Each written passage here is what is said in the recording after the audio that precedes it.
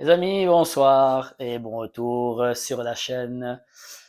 J'espère que vous avez passé un bon week-end, que ce soit en famille ou au travail, professionnellement ou ailleurs. J'espère que tout s'est bien passé pour vous.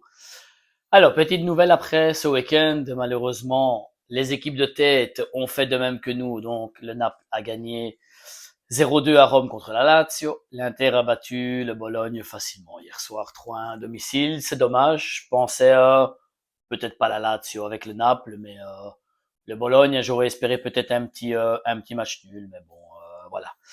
L'Inter était quand même plus costaud. Pour moi, la lutte principale sera avec l'Inter, comme je vous l'ai déjà dit. Donc, voilà, on continue. On a pris ce train. Il faut rester dans ce wagon, dans ce trio devant, avec le NAP et l'Inter. Il faut essayer d'aller jusqu'au bout. C'est l'objectif que nous avons, nous tous supporters, et bien sûr, Allegri et Iglitare, non pas les dirigeants Footline, etc., qui pour eux, la seule chose qui leur préoccupe, c'est arriver simplement dans les quatre premiers. Ils se satisfont simplement de ça pour faire rentrer de l'argent dans les caisses, mais ce n'est pas notre cas, étant donné notre histoire, l'histoire de notre club. Donc voilà, ne nous satisfaisons pas, demandons-en toujours plus et soyons derrière nos couleurs pour montrer qu'on n'est pas content au niveau de la société, pour que ça bouge en espérant que d'ici peu il y ait un changement de propriété.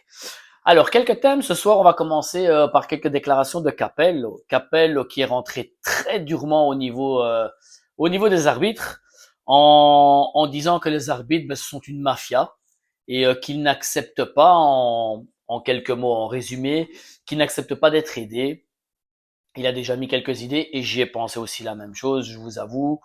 En parlant avec mon papa plusieurs fois, on a discuté par rapport à ça, de mettre peut-être des anciens joueurs au niveau de la VAR pour aider les arbitres parce que voilà, les dynamiques sur le terrain sont différentes pour un joueur. Il sait quelle dynamique sur une faute, sur une touche de main, etc., qui pourrait aider les arbitres qui, eux, voient ça d'un œil différent. Mais non, on préfère rester dans ce cercle fermé et faire erreur sur erreur et être de plus en plus ridicule et se faire tout le temps critiquer. C'est quelque chose quand même de triste. Chaque week-end, on voit des erreurs arbitrales toujours énormes et on a l'impression de ne pas s'en sortir parce que ben, Monsieur Rock, qui n'était déjà pas un grand arbitre quand lui le faisait, est toujours là à défendre, à trouver des excuses, etc. Donc c'est triste de ne pas vouloir améliorer les choses. Et j'ai lu une bonne chose ces derniers jours que M. Infantino, président de la FIFA, je le rappelle, voudrait introduire de nouveau, apparemment ça devrait se faire, le hors-jeu comme on le connaissait auparavant, donc non plus pour un petit doigt, un coude ou un genou ou un talon, mais que le joueur soit bien devant l'autre, qu'il y ait ben, l'espace, la lumière comme auparavant, et pour moi c'est tout à fait correct. C'est beaucoup plus logique, laissons un peu d'avantage à l'attaque pour le beau jeu au niveau des buts, et n'arrêtons pas des actions pour, comme on l'a vu depuis 2, 3 saisons, arrêter des actions pour un demi-centimètre annuler un but, voilà, je trouve ça vraiment ridicule. Donc voilà, Capello qui est rentré très très dur. On va voir la réaction des arbitres ces jours qui vont suivre, voir un petit peu qu'est-ce qui va en être de ce côté-là. Autre chapitre, on parle un peu de notre club et on a toujours l'impression qu'il y a des journalistes, en priorité ceux de Sky, ici pour citer Monsieur Riccardo Trevisani, qui habituellement est un bon journaliste, parle correctement, mais il est sorti avec une ou deux phrases qui ne m'ont pas spécialement plu. Déjà, quand il y a eu le derby contre l'Inter, avec cette phrase, oui, mais à partie inverse, à gardien inversé, Maignan à l'Inter et Sommer au Milan, le match, ce serait l'Inter qui l'aurait gagné. Alors, pour sortir une bêtise pareille, mieux vaut se taire. Les gardiens font partie d'une équipe. Donc, avoir un bon gardien, ça fait partie d'une équipe, comme avoir un bon attaquant, comme avoir un bon joueur. Donc, sorties vraiment ridicules, ce sont des choses vraiment à entendre que je ne comprends pas, c'est des choses incompréhensibles, mais voilà, qui visent tout le temps à taper contre le Milan pour un peu n'importe quoi, comme la sortie aussi du match après le Cagliari, où apparemment le Milan n'aurait fait qu'un tir au but, et pas plus. Alors le Milan a tiré 4 fois dans le cadre et 9 fois au but, donc ce n'est pas un tir, et le Cagliari a tiré une fois au but. Donc Si on veut juste jouer pour les statistiques, elles sont tout à fait différentes. Alors arrêtons de toujours vouloir critiquer. Le jeu n'est peut-être pas celui qu'on espérait, moi en priorité, je l'avoue, et je n'ai pas changé mon opinion par rapport au jeu d'Allegri, mais Allegri il fait le maximum et plus que le maximum avec ce qu'il a. Je rappelle qu'on joue avec un effectif compté. Des fois, on doit ramener 2, 3, 4 joueurs des U23 sur le banc. Pourquoi? Parce qu'on a une équipe avec un nombre limité. Et arrêtez de croire ce que la société veut faire passer. Le mot que ça soit Allegri qui ait voulu un petit nombre pareil. C'est faux. C'est totalement faux.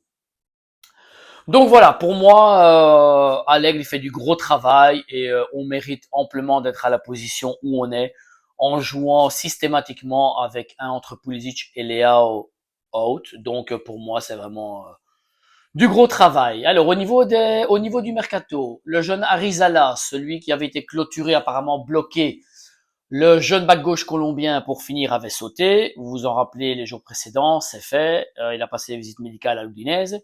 Le joueur a préféré aller à l'Udinese parce que là on lui promettait une place en première équipe et de jouer, chose qui n'était pas le cas au Milan où on voulait le prêter à Toulouse. Et puis il y a eu encore discussion. Donc voilà. Pour ma part, je n'avais pas compris honnêtement ce transfert parce que voilà, on a Baltezaghi qui pousse du côté gauche et qui est aujourd'hui un titulaire à part entière. Estupinian le regarde jouer et qu'il continue à le faire, j'aime autant dire, parce qu'on l'a encore vu vendredi, les quelques touches de balle étaient catastrophiques après même pas une minute de jeu, perte de balle dans l'axe, joueur qui frappe au but juste en dehors du rectangle. Donc voilà, pour moi ça n'avait pas de sens, donc pour moi pas de souci de ce côté-là. Les rumeurs sur Kim, qui disaient que Kim aurait été intéressé par les rumeurs qui parleraient du Milan. Rumeur un petit peu en contresens au niveau de l'Allemagne.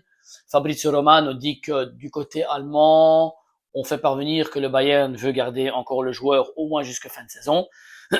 Le joueur préfère rester là aussi, et aussi il a le gros salaire du joueur qui est de plus ou moins entre 7 et 9 millions d'euros par an. Donc si le Milan le prendrait, ça serait qu'un prêt avec droit d'achat, avec une partie du salaire payé par le Bayern, ce qui ne serait pas le cas. Au niveau attaquant, alors il y a les nouvelles apparemment seraient confirmées en Angleterre, qui dirait que le Milan, pour un éventuel départ d'Nkunku, premier choix serait Zirkzee. Sheriff ne le veut pas à l'Aigle. Je rappelle, le jeune joueur, jeune attaquant de 19 ans de Langers. À l'Aigle voudrait quelqu'un de près. Apparemment, le Milan serait sur Zirkzee. Étant donné maintenant qu'il y a eu le limogeage de Amorim, l'entraîneur, est-ce que les choses vont peut-être changer là à Manchester? Peut-être que le joueur va rentrer dans une nouvelle dynamique, que le nouveau coach voudra peut-être l'utiliser. À voir. Pour moi, ça serait un bon choix si Nkunku partirait, étant donné qu'on ne peut pas encore transférer Vlahovic parce qu'il est blessé de 1 et de 2 qu'on soit en mi-saison, donc ça sera l'achat peut-être fin de saison, Vlahovic peut-être un Keane. Donc voilà, pour moi, ça serait un très bon choix. Mais ce qui dépendrait de la sortie d'Nkunku, ce qui n'est chose pas faite du tout, pour deux raisons. Une, c'est que le Fenerbahçe aurait fait une offre à Milan, mais qui serait plus basse que celle que demande le Milan. Fenerbahçe offrirait 25 millions, le Milan demande 35. Donc, on est encore avec une fourchette de 10 millions d'euros d'écart. Mais bon, je pense que si le Fenerbahçe pousserait jusqu'à 30 millions, plus un ou deux de bonus, je crois que le Milan accepterait, parce que à bilan, le joueur serait à 32 ou 33 millions. Donc voilà, ce serait la somme pour ne pas perdre à bilan. Et la deuxième raison, c'est que le joueur, pour le moment, ferme au transfert, ne serait pas convaincu et voudrait rester encore à Milan pour jouer ses chances. Donc, à voir ce qui va se passer. Jeudi, déjà, on est de retour sur le terrain contre le Genoa, je le rappelle. Donc, en principe, s'il a rétabli son coup à son pied, il devrait partir titulaire aux côtés de Pulisic, si tout va bien. Donc, à voir si ces deux buts n'étaient qu'un feu de paille ou si vraiment le joueur s'est repris, et pourquoi pas voir si s'il peut continuer de ce pas-là d'ici fin de saison. Et la dernière nouvelle, c'est celle que Maurizio Sarri ferait toujours le forcing pour avoir Loftus-Cheek, parce que je le rappelle, à Lazio a perdu Castellanos, donc ils ont eu une rentrée, excusez-moi, mais nez qui coule un petit peu avec ce temps, le froid, enrhumé, micro à la maison avec les enfants, donc voilà, un petit peu froid pour tout le monde, mais voilà, ça fait du bien un petit peu de froid pour tuer aussi les microbes, ça fait du bien en hiver. Donc je disais, avec le départ Castellanos, rentrée d'argent de 30 millions pour la Lazio, Guendouzi qui serait peut-être sur le départ aussi pour la Turquie. Donc Sarri qui insiste pour Loftus-Cheek. Loftus-Cheek qui lui apparemment aurait donné son accord pour un départ. Maintenant, à voir l'offre que ferait la Lazio. Alors pourquoi pas, là aussi, rumeur, on parlerait peut-être quand même de cet échange avec Gila, très fort défenseur de la Lazio que le Milan veut.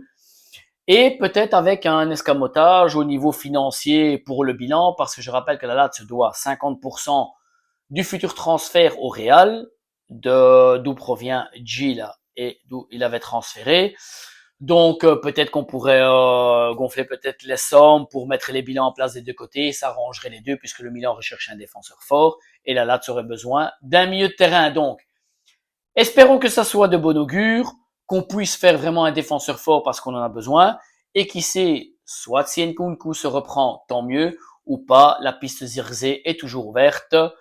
Donc voilà pour la dernière nouvelle. Je tiens à remercier une ou deux personnes. Pour ne pas me tromper, Arona Moro 9402 pour les commentaires. J'ai interagi avec lui. J'ai essayé de répondre pour un mieux à ses questions au niveau du mercato et mes pensées par rapport à notre équipe. Et aussi Gelson Noares 9337 aussi pour avoir mis un petit commentaire. Donc c'est bien, très content. De plus en plus de commentaires, de likes, d'abonnements. C'est très bien comme ça. Continuez, ça me fait super plaisir. N'hésitez pas à mettre vos commentaires, ce que vous pensez de l'équipe du moment et des commentaires que je puisse faire sur l'équipe et des nouvelles que je vous donne. Petit like à la vidéo, abonnez-vous, c'est totalement gratuit, je le rappelle. Et sempre Forza Milan. À demain les amis, bonne soirée.